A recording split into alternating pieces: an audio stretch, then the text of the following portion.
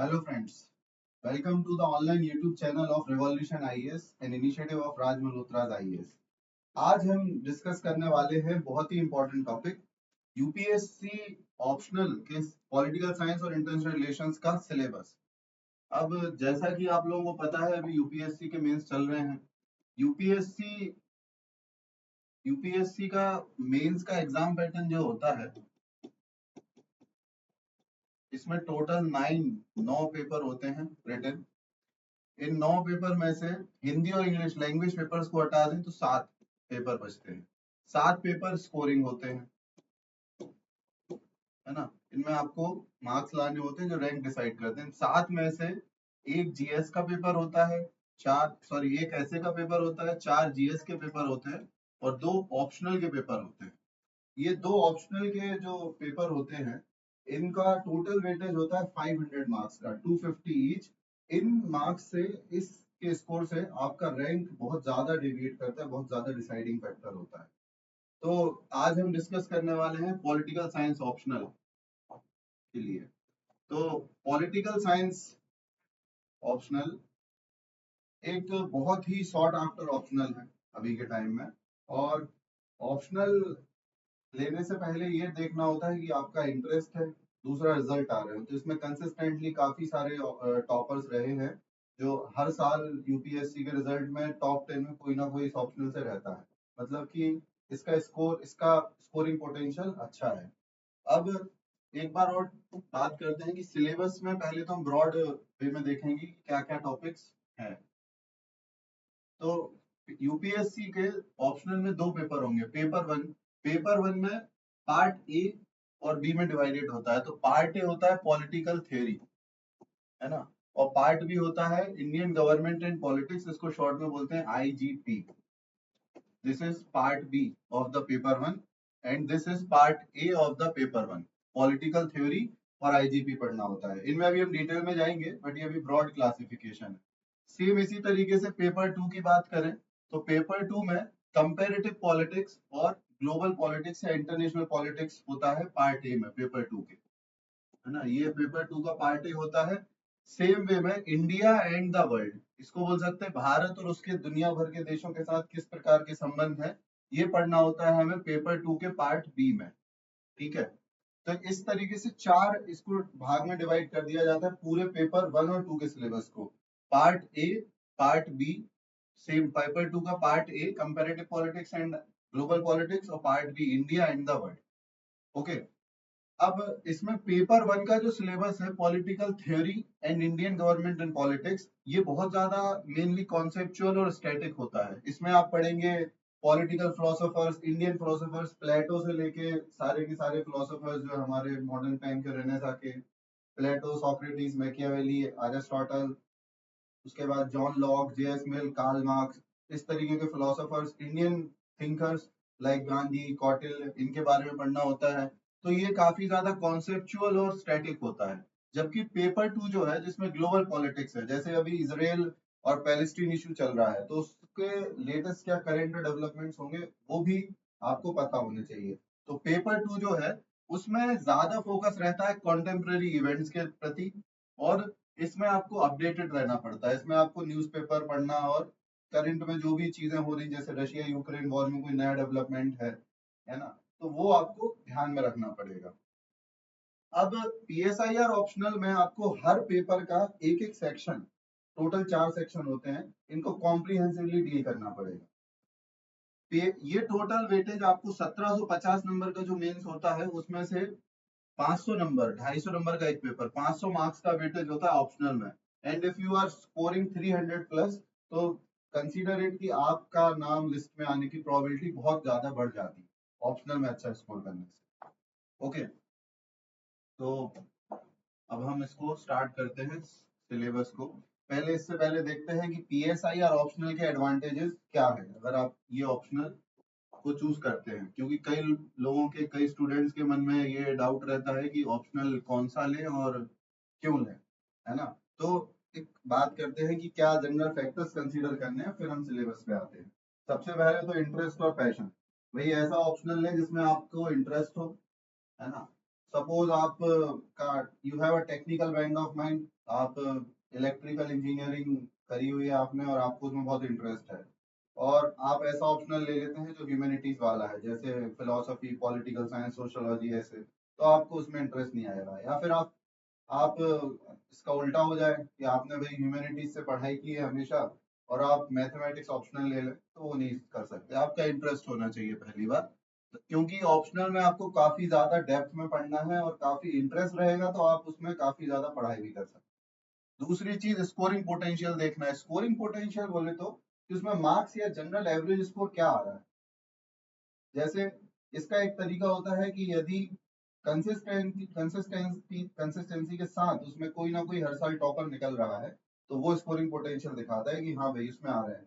फिर आप देखोगे कि उनकी मार्कशीट भी आती है, तो अगर देख रहे हैं कि उसमें एक एवरेज से ज्यादा स्कोर कई लोग कर पा रहे हैं, जो ऑप्शनल का एवरेज स्कोर है 250 टू 300 और उससे प्लस लेके जा रहे हैं, तो मतलब कि स्कोरिंग पोटेंशियल है। और वो क्योंकि अल्टीमेटली ऑप्शनल से आपको एग्जाम निकालना है ना, तो ऐसा ऑप्शनल लें जिससे आपको स्कोरिंग पोटेंशियल हो और ज्यादा लोग निकल रहे हैं, मतलब मार्क्स मिलते हैं। फिर आप देखें कि उसका जीएस के साथ ओवरलैप है क्या। जैसे पीएसआईआर जो है, इसका पेपर वन का पार्ट भी Indian government and politics, Indian polity से काफी सारा ओवरलैप करेगा।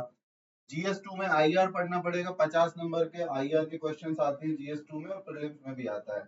इसमें अगर आप ये ऑप्शनल है तो आपको आईआर से डील करना बहुत इजी हो जाएगा जीएस वाले।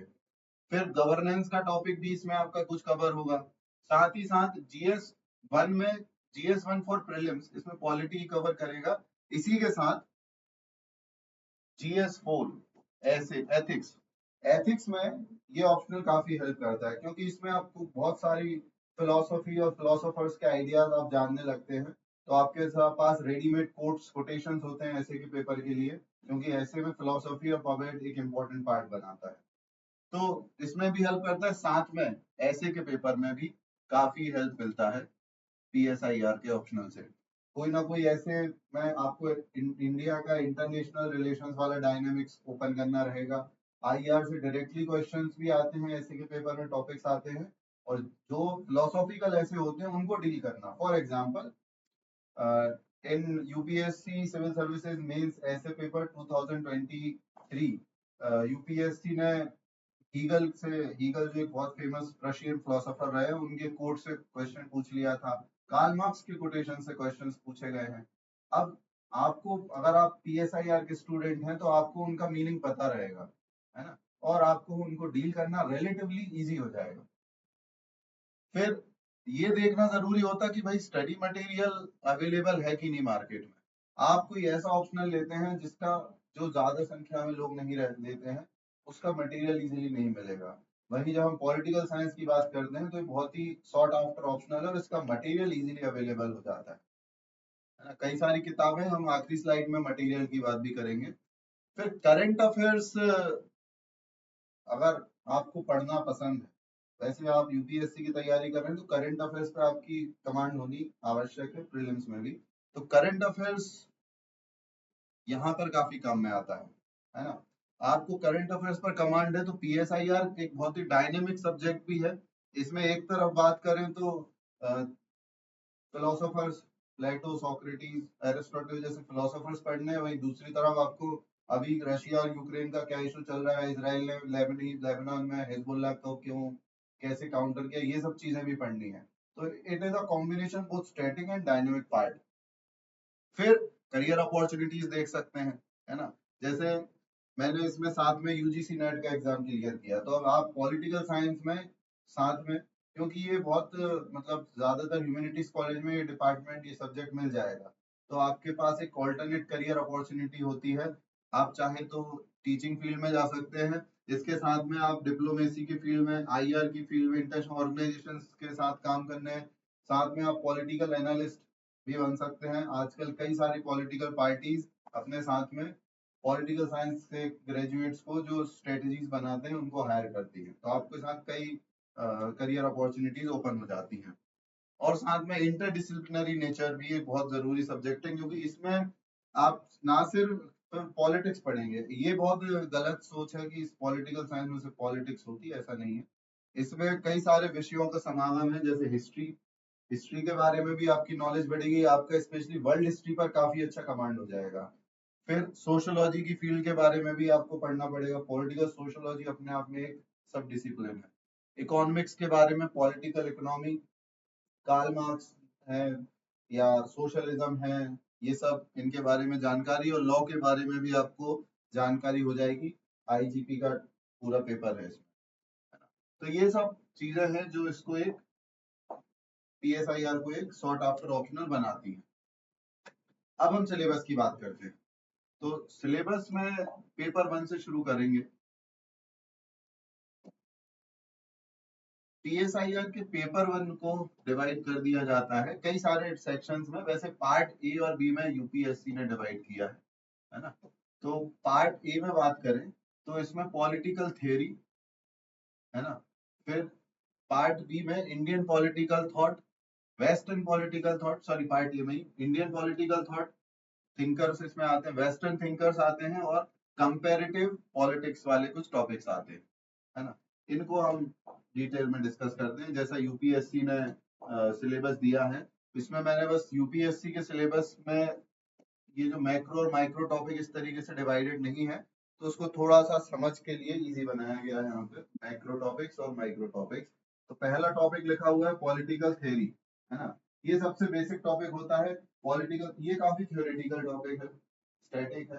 पॉलिटिकल थ्योरी क्या होती है, उसका मतलब क्या है, कहाँ से शुरू हुआ, वो सब पढ़ना होता है। फिर theory of state, political science में स्टेट सेंट्रल सब्जेक्ट होता है कि भाई राज्य क्या है, राज्य की परिभाषा क्या है। लिबरल्स राज्य के बारे में क्या मानते हैं, जैसे लिबरल्स मानते हैं कि राज्य को बहुत ज्यादा शक्तियां, पावर नहीं मिलनी चाहिए।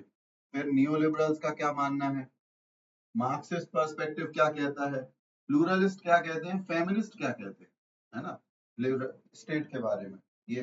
फिर जस्टिस, ये फिलोसॉफी का टॉपिक है। अब जस्टिस का कॉन्सेप्शन क्या है ना, कि भाई जस्टिस के से हम क्या समझते हैं, बहुत ही डिटेल्ड और इम्पोर्टेंट टॉपिक रहता है यूपीएससी में ये। और इसमें रॉल्स थ्योरी ऑफ जस्टिस जो है, ये एक स्पेशल इसका पार्ट बनाता है। तो जॉन रॉल्स की बुक और उनकी जो जस्टिस की थ्योरी है, वो एक इम्पोर्टेंट पार्ट है इस मतलब पेपर का। यूपीएससी ने इसको एथिक्स में भी पूछा है, ये ऐसे में भी काफी हेल्प करता है। वो बहुत ही बढ़िया और इम्पोर्टेंट थ्योरी है इनकी जस्टिस की। He was a contemporary philosopher, John Rawls. और जॉन रॉल्स की थ्योरी के अगेंस्ट में कम्युनिटेरियंस ने क्रिटिसाइज किया था उनको। तो कम्युनिटेरियन क्रिटिक्स को भी उनके साथ में पढ़ते हैं। ओके, रॉबर्ट नॉजिक भी आते हैं इसमें, इंडिविजुअलिस्ट भी आते हैं, लिबर्टेरियंस भी आते हैं, है ना। और कई सारे थिंकर्स इसमें आते हैं। तो जस्टिस, फिर इक्वेलिटी टॉपिक है। इक्वेलिटी में जैसा कि हमारे प्रीएम्बल में लिखा है, इसको हम डिटेल में पढ़ते हैं। इसमें सोशल, पॉलिटिकल और इकोनॉमिक इक्वेलिटी के बारे में क्या होता है, इक्वेलिटी ऑफ फ्रीडम में क्या रिलेशन है, अफर्मेटिव एक्शन जो कि हमारे यहाँ पर रिजर्वेशन पॉलिसी है, ये टॉपिक भी पढ़ना होता है, इक्वेलिटी।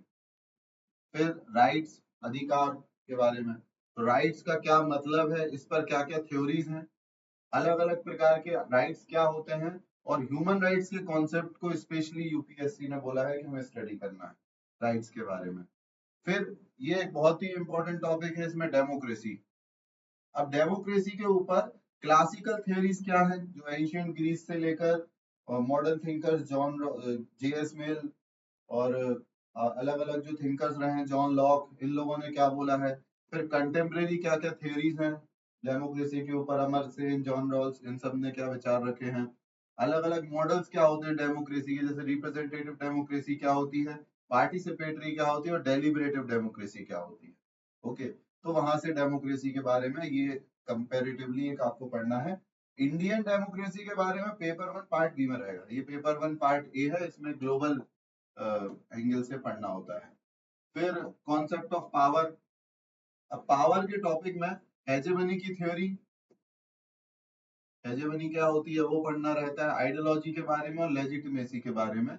इसमें माइकल फूको एक इम्पोर्टेंट थिंकर है ना, ही वाज अ फ्रेंच फिलोसोफर। वो इसमें इम्पोर्टेंट उनकी बायो पावर और वो सब थ्योरीज इम्पोर्टेंट रहती हैं।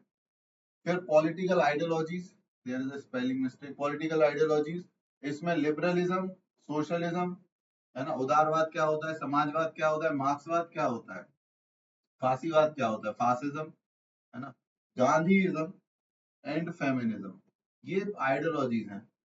पॉलिटिकल साइंस पढ़ने के बाद आप इंडियन पॉलिटिक्स को और हमारी पॉलिटिक्स में आइडियोलॉजीज का क्या रोल होता है, it will make more sense to you कि आइडियोलॉजीज होती क्या हैं और इनका अलग अलग आइडियोलॉजीज कैसे हमारी दुनिया को बनाने में अपना रोल प्ले करती है, चाहे वो अमेरिका हो, चाहे वो रशिया हो, चाहे वो भारत, कोई भी कंट्री, उनके बारे में। फिर ये दो टॉपिक हैं, ये प्योर फिलोसोफर्स इसमें पढ़ना पड़ता है हमें, बहुत ही इंटरेस्टिंग टॉपिक रहते हैं और ये काफी डिटेल में पढ़ना पड़ता है। इंडियन पॉलिटिकल थॉट, अब इंडियन पॉलिटिकल थॉट में हमें धर्मशास्त्रों के बारे में पढ़ना है। ऐसा नहीं है कि धर्मशास्त्र पढ़ने हैं, बट धर्मशास्त्रों में किस प्रकार की बातें लिखी हैं उनको शॉर्ट में पढ़ना होता है, पुरुषार्थ और जो आप एंशियंट हिस्ट्री में पढ़ते हैं वो चीज है। अब धर्मशास्त्र के साथ फिर अर्थशास्त्र कौटिल्य का, Buddhist ethics traditions sir Syed Ahmad Khan, Sri Aurobindo, ये है महात्मा गांधी, डॉक्टर अंबेडकर और एम एन रॉय, ये सब थिंकर्स हैं हमारे सिलेबस में, इंडियन थिंकर्स। हालांकि इंडियन पॉलिटिकल थॉट बहुत ज्यादा मतलब उसको जगह नहीं दी जाती है वेस्टर्न पर्सपेक्टिव से, क्योंकि भारत में माना जाता था कि स्पिरिचुअलिटी और रिलीजन के बारे में ज्यादा बताया गया है। फिर भी हमारे यहाँ पर रिलीजन के साथ साथ पॉलिटिकल थॉट ने भी काफी डेवलपमेंट किया है, तो इस टॉपिक इनमें आपको इनके बारे में पढ़ना पड़ता है। फिर वेस्टर्न पॉलिटिकल थॉट का जो टॉपिक है, ये काफी ज्यादा वेट मतलब इसमें ऑक्यूपाई करता है, इसको सबसे ज्यादा पढ़ना होता है और इसमें हमें सारे के सारे मेजर फिलोसोफर्स कवर करने होते हैं, जिनमें सबसे इम्पोर्टेंट तो है प्लेटो, फादर ऑफ फिलोसफी बोला जाता है इनको, एरिस्टोटल इनके शिष्य, इनको फादर ऑफ पॉलिटिकल साइंस बोला जाता है। इन इन दोनों के विचार के बिना हम पॉलिटिकल साइंस को समझ नहीं सकते, इनकी फिलोसफी पढ़नी होती है। फिर रेनेसा से मैकियावेली है, रेनेसा के एरा से।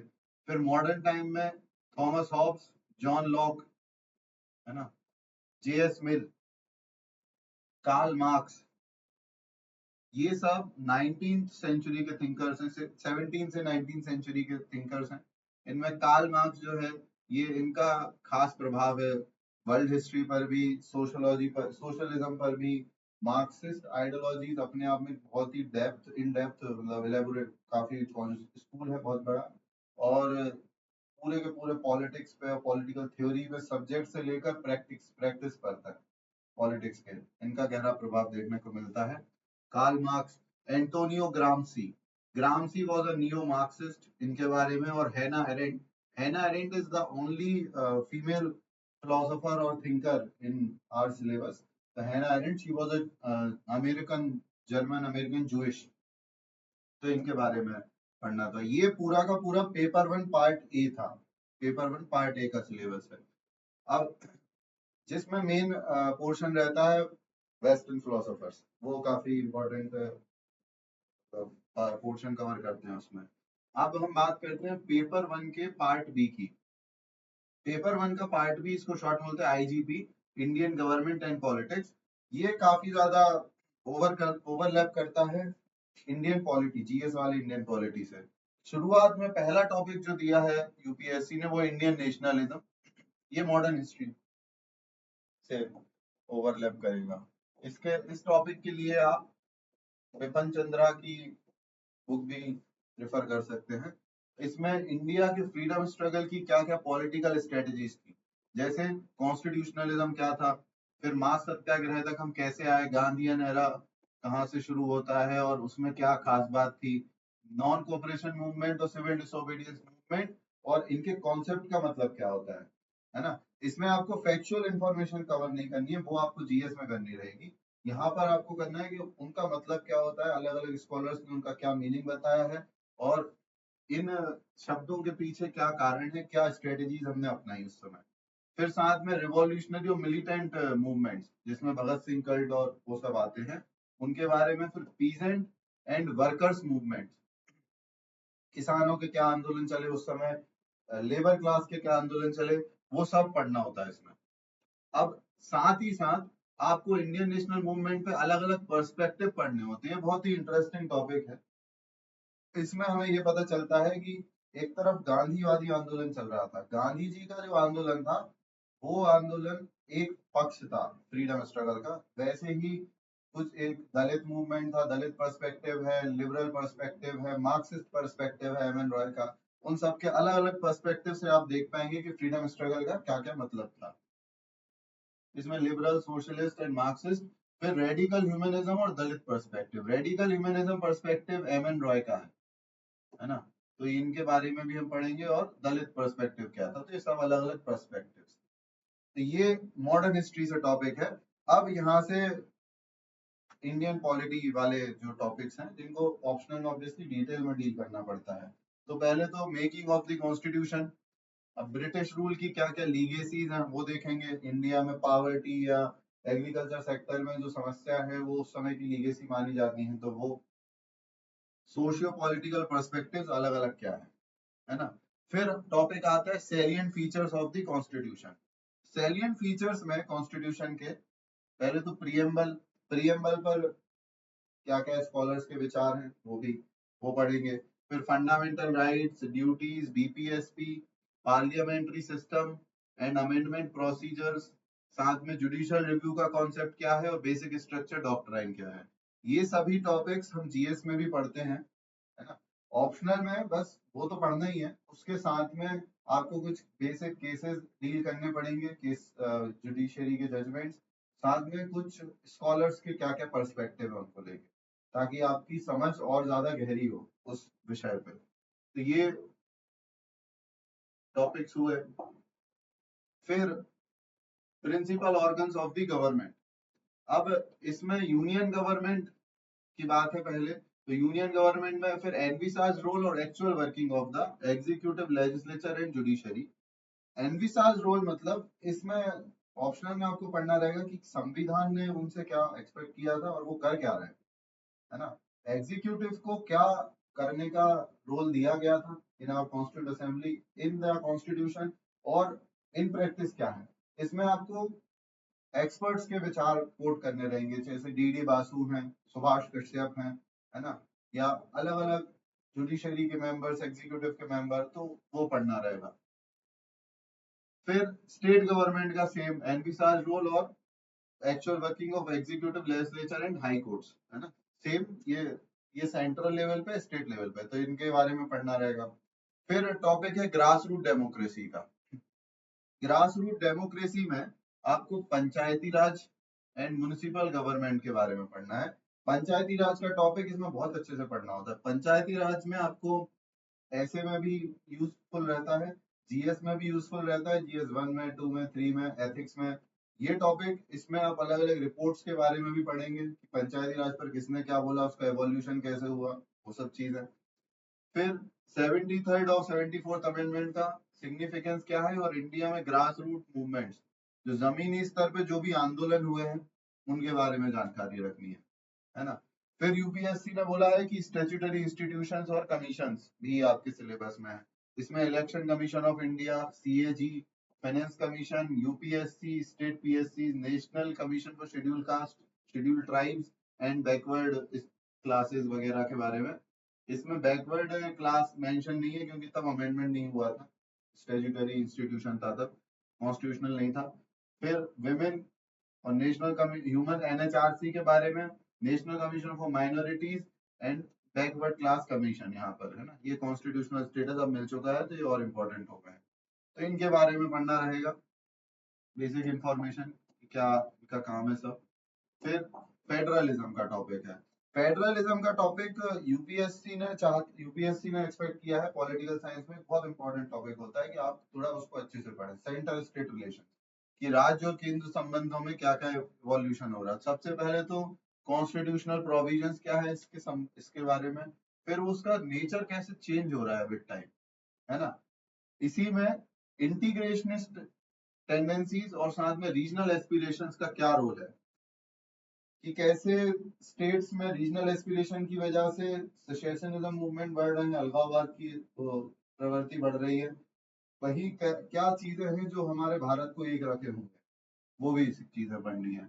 और इंटरस्टेट डिस्प्यूट्स, चाहे वो कावेरी रिवर का डिस्प्यूट हो, चाहे वो सतलज यमुना लिंक कैनाल हो, ऐसे इश्यूज भी हमें पढ़ने पड़ेंगे। है ना, केस स्टडीज। फिर यूपीएससी ने बोला है, ये भी काफी इंटरेस्टिंग टॉपिक है, प्लानिंग एंड इकोनॉमिक डेवलपमेंट। तो इसमें नेहरूवियन और गांधीयन पर्सपेक्टिव क्या क्या थे रिगार्डिंग प्लानिंग। इसमें आपको गांधीयन इकोनॉमिक्स, अब गांधी जी के बारे में हमें उनकी पॉलिटिकल आइडियोलॉजी भी पढ़नी थी, गांधी जी को एज अ फिलोसोफर और थिंकर भी पढ़ना है, यहाँ पे गांधी जी को एज एन इकोनॉमिस्ट भी पढ़ना है कि उनके इकोनॉमी को लेकर क्या विचार है और नेहरू से कैसे वो अलग है ना। साथ में role of planning and public sector, ये इकोनॉमिक्स का टॉपिक है मगर प्लानिंग का क्या रोल रहा, पब्लिक सेक्टर से क्या रोल एनविसाज था, ग्रीन रेवोल्यूशन से कैसे बदलाव आया भारत में, इसके पीछे की पॉलिटिक्स क्या है। यहाँ पर आप ये टॉपिक पढ़ने के बाद आप इसको ओबीसी मूवमेंट या ओबीसी वर्ग के राइज के साथ जोड़ पाएंगे। लैंड रिफॉर्म्स क्या है, सेम, है ना। लैंड रिफॉर्म्स के बारे में आप कॉन्स्टिट्यूशन के आर्टिकल 31 में अमेंडमेंट, राइट टू प्रॉपर्टी, वो सब चीजों से इसको जोड़ पाएंगे। एग्रेरियन रिलेशंस एंड यहाँ पर एलपीजी रिफॉर्म्स, है ना। तो ये इकोनॉमिक्स से मिलता जुलता टॉपिक है और इसके, क्योंकि इकोनॉमिक्स और पॉलिटिक्स, कार्ल मार्क्स कहते थे कि इकोनॉमिक्स और पॉलिटिक्स साथ में चलते हैं, तो ये पॉलिटिकल इकोनॉमी का टॉपिक है जिसके फादर कार्ल मार्क्स भी हैं और कौटिल्य ने भी इस क्षेत्र में काफी इंपॉर्टेंट रोल प्ले करा है, तो ये टॉपिक। फिर role of caste, religion and ethnicity in Indian politics, इसके सब टॉपिक नहीं है, ये अपने आप में टॉपिक है कि भारतीय राजनीति में जाति, धर्म, है ना, वर्ग और नस्ल, इन सबका क्या रोल रहता है, ये सब चीजें पढ़नी रहती हैं। फिर पार्टी सिस्टम में आपको नेशनल और रीजनल पॉलिटिकल पार्टीज के बारे में बेसिक इंफॉर्मेशन, फिर इनके आइडियोलॉजिकल और सोशल बेस क्या है। फॉर एग्जाम्पल कांग्रेस है तो कांग्रेस पार्टी का मंडल पॉलिटिक्स कर दी, यानी कास्ट के आधार पर वोट बैंक कर कंसोलिडेट कर दी है। वही भाजपा है, भाजपा इज नोन फॉर कमंडल politics, that is politics of religion, Hindu vote bank, है ना। तो ये सब चीजें पढ़ना रहेगा हमको। फिर pattern of coalition politics, India में कोएलिशन पॉलिटिक्स का एरा 1989 से सन 2014 तक रहा। 10 साल बीजेपी का मेजोरिटी पार्टी रूल रहा, लेकिन वापस से 2024 के इलेक्शन में India has return to coalition politics, है ना, जो हमें देखने को मिलता है। इसके बाद आपको समझ में आएगा कि क्यों बजट में मोदी गवर्नमेंट ने एंड आंध्र प्रदेश और बिहार को स्पेशल पैकेज दिया है ना। ऐसी कई चीजें। प्रेशर ग्रुप्स क्या होते हैं, एनजीओ क्या होती है, एसएचजी क्या होती है, ये किस प्रकार से रोल प्ले करते हैं, इलेक्टोरल बिहेवियर्स में कैसे चेंज देखने को मिल रहा है, क्या क्या ट्रेंड्स हैं, लोग किन आधार पर वोट कर रहे हैं, लोग प्रधानमंत्री आवास योजना के आधार पर वोट कर रहे हैं या लोग अभी भी जाति और मंदिर के आधार पर वोट करते हैं, इनके बारे में पढ़ने को मिलेगा। सोशल इकोनॉमिक प्रोफाइल किस प्रकार से बदल रही है लेजिस्लेचर्स की। तो इंडिया में बहुत सारे सांसद और विधायकों पे क्रिमिनल केसेस हैं। अब ये क्रिमिनल केसेस हैं, ये बताता है कि हमारे यहाँ की कैसे, जैसे इस टॉपिक में आप पढ़ेंगे कि जब हमारी पहली संसद बनी थी 1951 में, उसमें ज्यादातर लोग किसान हुआ करते थे, एजुकेटेड थे, फॉरेन रिटर्न भी थे, है ना। अब हमारी जो संसद बनी है उसमें ज्यादातर लोग किसान नहीं है, फॉरेन रिटर्न नहीं है, लेकिन उनके ऊपर काफी सारे क्रिमिनल केसेस हैं। एडीआर की रिपोर्ट्स पढ़नी पड़ेंगी, एसोसिएशन फॉर डेमोक्रेटिक रिफॉर्म्स की, उसमें पता लगे, आप समझ पाएंगे कि हमारे जो सांसद और विधायक हैं किस प्रकार से उनका प्रोफाइल बदलता जा रहा है और कैसे अब के टाइम में पॉलिटिशियन होना एक फुल टाइम जॉब बन चुका है वो। फिर सोशल मूवमेंट, तो यूपीएससी ने सोशल मूवमेंट के टॉपिक में बोला है कि आपको अलग अलग ह्यूमन राइट्स, भारत में कई सारे आंदोलन होते हैं, उन आंदोलनों के बारे में। अब ये करंट से जुड़ा हुआ टॉपिक है, पुराने आंदोलन भी पढ़ने हैं, नक्सलवाद के बारे में भी पढ़ेंगे, नर्मदा बचाओ आंदोलन, रिसेंट टाइम में किसान मूवमेंट, या अभी जो सीए के अगेंस्ट एजिटेशन हुए थे वो मूवमेंट। तो जो मॉडर्न टाइम में जो मूवमेंट हो रहे हैं उनमें क्या अलग है, ये आंदोलन क्या होते हैं, उनके बारे में। साथ में विमेन मूवमेंट, इसमें कोलकाता में रिसेंटली आरजी कर रेप केस के बाद जो आंदोलन हुआ वो अपने आप में सिग्निफिकेंट ग्रास रूट और सोशल मूवमेंट है, जिसके बाद कई सारे बदलाव देखने को मिल रहे हैं पॉलिसीज में और आगे भी मिलेंगे। और फिर साथ में एनवायरमेंटलिस्ट मूवमेंट, पर्यावरण से संबंधित जो आंदोलन है उनके बारे में भी यहाँ पे पढ़ना पड़ता है। अब ये तो पेपर 1 का सिलेबस था। PSIR के ऑप्शनल पेपर 2 में पार्ट बी और ए और बी में उसी तरीके से डिवाइडेड है। अब इसके पेपर 2 में दो भागों में डिवाइडेड है, जो तो इसके पेपर 1 में आता है, यानी पार्ट ए में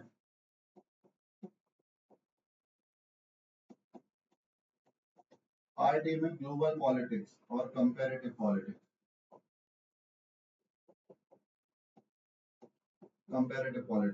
इसमें आपको पढ़ना होगा जैसे इजराइल पैलेस्टाइन इशू क्या है, उनके बारे में क्या है, यूएन क्या कर रहा है, सुपर पावर कौन बनेगा, अमेरिका और चाइना और अमेरिका और रशिया के रिलेशंस के बारे में भी पढ़ना रहेगा, वो सब चीजें। पार्ट बी जो है ये इंडिया इन द वर्ल्ड है, तो इसमें आपको भारत और उसके सभी पड़ोसी देशों के साथ संबंध के बारे में से लेकर जो यूएस है, ग्लोबल पावर है, सुपर पावर्स है, चाइना है, उनसे रिलेशंस कैसे हैं, कैसे इवॉल्व हो रहे हैं, उनके बारे में। तो इसका जो पेपर 1 पार्ट ए जो है उसका सिलेबस को ऐसे डिवाइड किया है, मैक्रो एंड माइक्रो। यूपीएससी ने इसी तरीके से दे रखा है। तो पहला टॉपिक तो लिखा है कंपैरेटिव पॉलिटिक्स। ये जरूरी नहीं है कि आप इसी ऑर्डर में पढ़ें, मतलब ऑप्शनल में आप दूसरा टॉपिक पहले पढ़ सकते हैं। जैसे पेपर 1 में सबसे पहले पॉलिटिकल फिलोसोफर्स पढ़े जाते हैं, है ना, प्लेटो से लेके मार्क्स और हैना एरेंट तक, और वो मेजर पोर्शन कवर करते हैं, है ना। तो पेपर 2 में पहला टॉपिक कंपैरेटिव पॉलिटिक्स लिखा हुआ है। इसमें कंपैरेटिव पॉलिटिक्स में हम कंपेयर करते हैं अलग अलग कंट्रीज के पॉलिटिकल सिस्टम और कॉन्स्टिट्यूशंस को, वहां पर किस प्रकार से होता है। इसके लिए कई सारे मॉडल हैं, तो इसके मेजर अप्रोचेस पढ़े जाते हैं। फिर पॉलिटिकल इकोनॉमी क्या होता है ना। पॉलिटिकल इकोनॉमी हमने अभी देखा था कि कार्ल मार्क्स, कौटिल्य जो कहते हैं इकोनॉमिक्स और पॉलिटिक्स जुड़े हुए हैं, और ये आप टॉपिक पढ़ के आपको भी लगेगा कि हाँ बिल्कुल जुड़े हुए हैं। पॉलिटिकल इकोनॉमी और पॉलिटिकल सोशियोलॉजी पर्सपेक्टिव, ये दो मेन पर्सपेक्टिव हैं। इसमें इकोनॉमिक्स और इसमें सोशियोलॉजी किस प्रकार से पॉलिटिक्स को इन्फ्लुएंस करते हैं वो पढ़ना होता है। फिर इसके साथ कंपैरेटिव मेथड की लिमिटेशंस, वो स्टैटिक टॉपिक हो जाता है। फिर स्टेट जो है, state in comparative politics. State मतलब पॉलिटिकल साइंस का कोर आइडिया रहता है स्टेट के अराउंड इर्द गिर्द घूमता है, राज्य क्या होता है। तो राज्य की परिभाषा इधर पर पढ़ना। पेपर 1 में भी स्टेट टॉपिक है, यहाँ पर कंपैरेटिव पर्सपेक्टिव में है। तो स्टेट का नेचर कैसे बदल रहा है, फॉर एग्जाम्पल कैपिटलिस्टिक और सोशलिस्टिक इकोनॉमी में। जैसे कैपिटलिस्टिक इकोनॉमी यानी अमेरिका में स्टेट इतना मजबूत नहीं है। सोशलिस्टिक इकोनॉमी यानी रशिया या चाइना, जहां पर स्टेट बहुत पावरफुल है, हर चीज में इंटरफेयर करता है। भारत इसके बीच में नहीं है। साथ में इंडस्ट्रियल और डेवलपिंग सोसाइटीज में स्टेट क्या अलग अलग रोल प्ले करता है, या ये क्वेश्चन बनता है कि भाई ग्लोबलाइजेशन की वजह से स्टेट की जो भूमिका है वो कमजोर हुई है या मजबूत हुई है, या किस प्रकार से प्रभावित हुई है, वो चीजें पूछी जाती हैं। फिर politics of representation and participation, इसमें हमें पॉलिटिकल पार्टीज की थ्योरीज पढ़नी होती है। अभी क्योंकि ये ग्लोबल पॉलिटिक्स है, पेपर 1 में पॉलिटिकल पार्टीज का क्वेश्चन आएगा तो वो इंडियन कंटेक्स्ट में आएगा, कि भाजपा के राइज को आपको एनालिसिस करना पड़ेगा। राम मंदिर मूवमेंट बताने को पूछ सकते हैं। यहाँ पर वो पूछेंगे कि ओवरऑल पॉलिटिकल पार्टीज के बारे में क्या क्या विचारकों ने बताया, क्या क्या थ्योरीज हैं, लास्की ने क्या बोला है, डुवर्जर ने क्या बोला है, ये सब चीजें, है ना। प्रेशर ग्रुप्स, इसमें दुनिया भर के प्रेशर ग्रुप्स और सोशल मूवमेंट्स जहां पर भी एडवांस इंडस्ट्रियल और डेवलपिंग सोसाइटीज में होते हैं, उनमें अंतर, कि हमारे यहाँ के आंदोलन किससे संबंधित होते हैं और अमेरिका वाले आंदोलन में क्या अंतर होता है ना। एग्जाम्पल के लिए इंडिया में आंदोलन रोटी कपड़ा मकान के लिए ज्यादा होते हैं, वहां पर पर्यावरण एनवायरमेंट के कंटेक्स में ज्यादा आंदोलन होते हैं, ये अंतर देखने को मिलता है। फिर ग्लोबलाइजेशन एक बहुत इंपॉर्टेंट टॉपिक है पॉलिटिकल साइंस में। ये टॉपिक आपको GS1 और एथिक्स में काम में आता है। साथ में ये टॉपिक पूरे इस मतलब सिलेबस में एक बहुत इंपॉर्टेंट रोल रखता है, ग्लोबलाइजेशन। तो ग्लोबलाइजेशन का अलग अलग यहाँ पर पर्सपेक्टिव पढ़ना होता है कि डेवलप्ड और डेवलपिंग सोसाइटीज में क्या क्या अलग मतलब उसके प्रभाव देखने को मिल रहे हैं। भारत जैसी डेवलपिंग सोसाइटीज पे इसका क्या प्रभाव है, और जो डेवलप्ड सोसाइटीज है उन पर इसका क्या प्रभाव है, तो वो आ जाता है। फिर approaches to the study of international relations, इसमें आइडियलिस्ट अप्रोच क्या है, इंटरनेशनल रिलेशंस का आइडियलिस्ट यानी चाचा नेहरू का पर्सपेक्टिव, वो मानते थे कि इंस्टीट्यूशंस बहुत ही बढ़िया काम करते हैं, कश्मीर की शिकायत यूएन में करेंगे तो मुद्दा सुलझ जाएगा। वो आइडियलिस्ट थे। रियलिस्ट सरदार पटेल, वो कहते थे क्यों कश्मीर की शिकायत वहां पे करनी, हमें खुद ही पावरफुल होना पड़ेगा तभी हम डील कर पाएंगे। मार्क्सिस्ट पर्सपेक्टिव, है ना, ये कार्ल मार्क्स की विचारधारा से इंस्पायर्ड है। फंक्शनलिस्ट और सिस्टम्स थ्योरी, ये जो दो थ्योरीज हैं, ये इंटरनेशनल रिलेशंस को समझने की कोशिश करती हैं कि इंटरनेशनल रिलेशंस किन चीजों से काम करती है, क्योंकि चाइना इंडिया पे अटैक करेगा कि नहीं करेगा, या चाइना जो है वो हमारी जमीन क्यों ले रहा है जब हम उसको इतना ज्यादा ट्रेड देते हैं, वो समझने की कोशिश करती हैं थ्योरीज। ये पार्ट ए में। फिर इंटरनेशनल रिलेशंस के कॉन्सेप्ट्स पढ़ने होते हैं। ऑल द टॉपिक्स बहुत सारे सारे हैं, मगर इनमें लिमिटेड कंटेंट पढ़ना होता है। आपको समझ डेवलप करनी है। समझ आपकी फिलोसोफर्स पढ़ के काफी ज्यादा डेवलप हो जाएगी, पॉलिटिकल साइंस की भी। नेशनल इंटरेस्ट क्या होता है, राष्ट्रीय हित। सिक्योरिटी क्या होती है, नेशनल पावर क्या होता है ना। ये सारे टॉपिक्स हैं, ये कहीं ना कहीं इंटरनेशनल रिलेशंस के कोर बनाते हैं कि कोई कंट्री किसी कंट्री के ऊपर अटैक कर रही है तो नेशनल इंटरेस्ट में कर रही है, उसके लिए नेशनल इंटरेस्ट की क्या परिभाषा है। बैलेंस ऑफ पावर का कॉन्सेप्ट क्या होता है कि क्यों चाइना ने अगर कोई नई मिसाइल टेस्ट करी तो इंडिया भी करेगा, और इंडिया ने करी तो पाकिस्तान भी करेगा, ऐसा क्यों होता है ना। और डिटरेंस क्या होता है कि क्यों इंडिया ने न्यूक्लियर वेपन बना लिया, अब उसके ऊपर कोई अटैक करेगा उसकी संभावना कम कर दी, डिटरेंस। ठीक है, ये टॉपिक पढ़ना है। फिर ट्रांसनेशनल एक्टर्स और कलेक्टिव सिक्योरिटी के कॉन्सेप्ट। ट्रांसनेशनल एक्टर्स यानी एमएनसीज, टेररिस्ट, ये सब इनके बारे में। और कलेक्टिव सिक्योरिटी का कॉन्सेप्ट कि अगर नेटो के एक मेंबर पे कोई अटैक करेगा तो सारे नेटो की फोर्सेस उस पर अटैक करेंगी, ये कॉन्सेप्ट्स पढ़ने होते हैं। वर्ल्ड कैपिटलिस्टिक इकोनॉमी क्या होती है और ग्लोबलाइजेशन उससे कैसे जुड़ा हुआ है ना। फिर यहाँ पर ये टॉपिक एक काफी डायनेमिक टॉपिक है, सुपर पावर्स क्या होती हैं और उसका राइज कैसे होता है।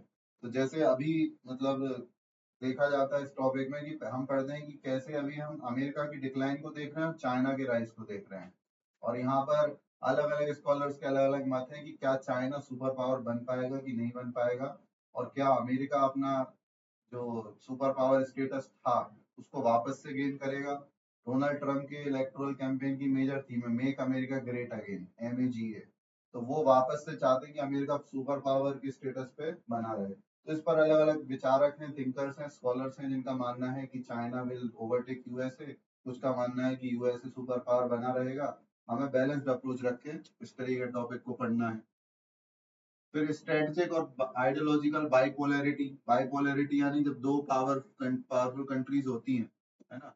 इसमें आपको कोल्ड वॉर के टॉपिक्स में यूएसए और यूएसएसआर, इनके कंटेक्स्ट में ये देखना होता है। तो जो 1945 से 1991 का फेज था जो कोल्ड वॉर एरा कहलाता है, उस समय कैसी पॉलिटिक्स चल रही थी, उस समय अमेरिका और रशिया क्या कर रहे थे, है ना। आर्म्स रेस कैसी थी उस समय कोल्ड वॉर में, न्यूक्लियर थ्रेट क्या था, न्यूक्लियर वॉरफेयर का क्या कंटेक्स्ट था उस समय पर, है ना। फिर थर्ड वर्ल्ड जैसे इंडिया जैसी कंट्री उस समय नॉन अलाइन मूवमेंट चला रही थी, तो उसके बारे में ये इंडिया के द्वारा दिया गया आईआर की फील्ड में सबसे इंपॉर्टेंट कॉन्ट्रीब्यूशन कहलाता है।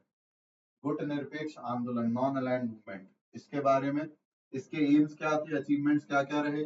सोवियत यूनियन, अब कोल्ड वॉर का टॉपिक है, कोल्ड वॉर का टॉपिक खत्म होता है सोवियत यूनियन के कोलैप्स से, तो ये वाली कहानी भी इसमें पढ़नी रहती है, सोवियत यूनियन क्यों कोलैप्स हुआ, और फिर उससे जो सक्सेसर स्टेट बना रशिया, रशिया क्यों यूक्रेन पर अटैक करता है, तब आप समझ पाएंगे। ये टॉपिक्स आपको वर्ल्ड हिस्ट्री में भी पढ़ने पड़ेंगे, GS1 में और IR में भी, है ना। तो उसके अभी के जो जितने भी कलेश हैं, ज्यादातर थर्ड वर्ल्ड कंट्रीज हो या रशिया यूक्रेन हो या इसराइल पैलेस्टीन हो, उनको समझने के लिए आपको ये वाली कहानियां समझनी पड़ेगी कि उस समय क्या हो रहा था, है ना। यूनिपोलैरिटी क्या होती है, जब यूनिपोलैरिटी यानी एक ही कंट्री सुपर पावर, जो चाइना बनना चाहता है और जो अमेरिका बनना चाहता है ना। अमेरिकन हेजेमनी है या नहीं है, और होती क्या है ना। अभी नॉन अलाइनमेंट का रेलिवेंस आज के समय में क्या है, ये 2017 का यूपीएससी मेंस ऐसे का टॉपिक था। ठीक है, तो यहाँ से टॉपिक से सीधा का सीधा ऐसे पूछ लिया गया था जो सभी के लिए था। है ना। फिर यहाँ पर इकोनॉमिक्स वाले टॉपिक ब्रेटन वुड सम्मेलन से लेके WTO तक, IMF, वर्ल्ड बैंक के बनने से WTO तक, इसमें पढ़ना होता है पॉलिटिकल साइंस में कि वहां पर पॉलिटिक्स क्या चलती है और कैसे वहां पर वेस्टेड इंटरेस्ट रहते हैं अमेरिका के, वो कैसे थर्ड वर्ल्ड कंट्रीज को, भारत को, चीन को प्रभावित करते हैं, और इसमें इंडिया और चाइना एक रहते हैं। ठीक है। और फिर सोशलिस्टिक इकोनॉमीज हैं और CME council for mutual economic assistance, ये कंट्रीज हैं, इनके बारे में देखना पड़ता है। फिर इंटरनेशनल इकोनॉमिक सिस्टम किस तरीके से काम करता है और उसका एवोल्यूशन कैसे हुआ। इसमें थर्ड वर्ल्ड कंट्रीज जैसे कि इंडिया, चाइना, उनकी डिमांड क्या है न्यू इंटरनेशनल इकोनॉमिक ऑर्डर की, ये इंडिया ने कॉन्सेप्ट लाया था। ग्लोबलाइजेशन रिपीट है, ये टॉपिक एक जगह पर ही पढ़ना रहेगा, वर्ल्ड इकोनॉमी के कंटेक्स्ट में यहाँ पर पूछा है। यूनाइटेड नेशंस, PSIR भी बहुत इंपॉर्टेंट टॉपिक होता है। यूनाइटेड नेशन, संयुक्त राष्ट्र संघ, UNO का एनविसाज रोल क्या था, उससे क्या एक्सपेक्टेशंस थी जब वो बनाया गया था, और वाकई में कर क्या रहा है। UN की स्पेशलाइज्ड एजेंसीज के बारे में भी, जैसे WHO, वर्ल्ड हेल्थ ऑर्गेनाइजेशन है, यूनेस्को है, इनके बारे में। ये GS के IR के टॉपिक भी हैं, वहां पर भी इनसे सवाल बनता है, और यहाँ पर तो डेफिनेटली बनता है UN के बारे में। और UN में रिफॉर्म्स क्यों करने चाहिए। इसमें इंडिया का UNSC की परमानेंट सीट मिलने का जो चाहने का सपना है, वो कितना जायज है कितना नहीं है, वो डिबेट भी आती है, वो पेपर 1-2 में आ जाती है। फिर regional organisations, EU, ASEAN, APEC, ARC और नाफ्टा, जिसका अब नाम बदल गया है, नाफ्टा का US, कनाडा और मैक्सिको फ्री ट्रेड एग्रीमेंट हो गया है, मगर ये हमारे सिलेबस में है। और कंटेम्प्रेरी कंसर्न, डेमोक्रेसी को लेकर क्या खतरे हैं, ह्यूमन राइट्स को लेकर क्या है, environmental issues, gender justice, terrorism, nuclear proliferation, ये इश्यूज, इनके बारे में शॉर्ट नोट्स के रूप में पढ़ना रहेगा कि भाई क्या क्या ये इश्यूज हैं, किस तरीके से ये अभी हमारे विश्व को इफेक्ट कर रहे हैं। ये जो था ये पेपर 2 पार्ट A था, ग्लोबल पॉलिटिक्स। अब ये वाला जो पोर्शन है ये IR मेनली, जिसको हम कह सकते हैं इंडिया एंड द वर्ल्ड, इसमें भारत के कंटेक्स्ट में हमें ग्लोबल पॉलिटिक्स को पढ़ना होता है। ये पेपर 2 पार्ट B उसमें है। तो इसमें पहला टॉपिक है इंडियन फॉरेन पॉलिसी, कि भाई फॉरेन पॉलिसी क्या क्या आधार पे बनाई जाती है, पॉलिसी मेकिंग के इंस्टीट्यूशंस क्या है, उसमें कैसे इंडियन पॉलिसी में कंटिन्यूटी और चेंज कैसे देखने को मिल रहा है। इसमें देखेंगे कि क्या मोदी एरा में इंडियन फॉरेन पॉलिसी बहुत ज्यादा बदल गई है, या फिर हम नॉन अलाइनमेंट को ही स्ट्रेटेजिक ऑटोनॉमी बोलने लगे, है ना। ये सब चीजें, क्या डॉक्टर एस जयशंकर ने उसमें बहुत कुछ बदलाव करे हैं, वो सब चीजें देखनी रहेंगी। फिर इंडिया का कंट्रीब्यूशन क्या है नॉन अलाइनमेंट मूवमेंट पर, अलग अलग उसके फेजेस क्या है, करंट रोल क्या है इंडिया का इसमें। सार्क के बारे में पढ़ना होगा कि क्या सार्क आगे जाके प्रैक्टिकल है, सार्क का कोई मतलब फ्यूचर दिखता है, इस पर अलग अलग लोगों के विचार पढ़ेंगे, जिनमें doctor S Jaishankar is also very significant scholar, जो करंट में हमारे फॉरेन मिनिस्टर भी हैं। साउथ एशिया एक फ्री ट्रेड एरिया के रूप में कैसे काम करेगा, इंडिया की लुक ईस्ट पॉलिसी, है ना। अब जब UPSC ने सिलेबस अपडेट किया था तब लुक ईस्ट पॉलिसी हुआ करती थी, अभी एक्ट ईस्ट बन गई है। 2014 में मोदी जी प्रधानमंत्री बने, उन्होंने एक्ट ईस्ट पॉलिसी नाम रख दिया है, मगर UPSC दोनों से पूछेगा। UPSC सिलेबस भले ही चेंज नहीं किया, लेकिन क्वेश्चंस उनके डायनेमिक ही होते हैं, तो एक्ट ईस्ट पॉलिसी पे पूछ सकते हैं। फिर साउथ एशिया में इंडिया का क्या रोल है, इंडिया रीजनल कोऑपरेशन में यहाँ पर क्या क्या समस्याएं फेस करता है, इम्पेडिमेंट्स क्या है, रिवर वाटर डिस्प्यूट्स यहाँ पर क्या है, जैसे बांग्लादेश से अभी हमारे डिस्प्यूट्स बढ़ने की संभावना है। इलीगल क्रॉस बॉर्डर माइग्रेशन क्या है, इंडिया ने इंडस वाटर ट्रीटी के लिए पाकिस्तान को नोटिस भेजा है, वो वाली समस्या है। फिर एथनिक कॉन्फ्लिक्ट्स और इंसर्जेंसीज, यहाँ पर मणिपुर का इशू भी और साथ में बांग्लादेश में जो चल रहा है, border disputes, India, China, Pakistan, सारे ये आपको GS में भी पढ़ना है, यहाँ पे भी पढ़ना होता है ऑप्शनल, सारे डिस्प्यूट। 2018 का UPSC का ऐसे था, इंडिया और उसके बॉर्डर्स के सारे डिस्प्यूट्स पे आपको लिखना था। ठीक है। फिर India and the global south, global south उन देशों को बोला जाता है जो डेवलप्ड नहीं है, अंडर डेवलप्ड कंट्रीज। तो वहां पर इंडिया का क्या रोल है? तो इंडिया एक लीडरशिप रोल प्ले करता है। तो इसके बारे में हमें देखना रहता है कि न्यू इंटरनेशनल इकोनॉमिक ऑर्डर और वर्ल्ड ट्रेड ऑर्गेनाइजेशन में कैसे इंडिया ग्लोबल साउथ को रिप्रेजेंट करता है। इंडिया यहाँ पर लीडर है ना। फिर इंडिया और ग्लोबल सेंटर्स ऑफ पावर, इसमें जो दुनिया भर के पावरफुल कंट्रीज हैं, जाके यूएसए, ईयू, जापान, चाइना और रशिया, इनके साथ हमारे relations, India, US, India, EU, India, Japan, इनको अलग से पढ़ना होगा क्योंकि ये मेजर सेंटर्स ऑफ पावर है। फिर इंडिया और यूएन सिस्टम, तो यूएन का टॉपिक 2A में है, 2B में है इंडिया के कंटेक्स्ट में कि इंडिया का उसमें क्या क्या रोल है। तो पीस कीपिंग में इंडिया क्या रोल प्ले करता है। फिर इंडिया को परमानेंट सीट चाहिए है, तो उसके लेकर क्या है सिक्योरिटी काउंसिल में, तो उसको उसके आर्ग्यूमेंट्स फॉर एंड अगेंस्ट कि भारत को यूएनएससी में परमानेंट सदस्यता मिलनी चाहिए कि नहीं मिलनी चाहिए वो। फिर न्यूक्लियर क्वेश्चंस, तो न्यूक्लियर क्वेश्चन बोले तो ये टॉपिक में हम एक को ये पढ़ना है कि भारत के पास जो न्यूक्लियर वेपन्स हैं उनका हमें पॉलिसी में क्या चेंज करना चाहिए, क्या किस फ्यूचर क्या है उसका, क्या हमने न्यूक्लियर पावर एक्वायर करके सही किया गलत किया, वो सब चीजें इस पे। तो ये टॉपिक पढ़ना रहेगा, इसके अलग अलग पॉलिसी पर्सपेक्टिव क्या है ना। अब रिसेंट डेवलपमेंट्स जो हैं, ऑल्दो अगेन सिलेबस 13 में बना था यूपीएससी का, तो उस समय के रिसेंट डेवलपमेंट में था कि अफगानिस्तान क्राइसिस।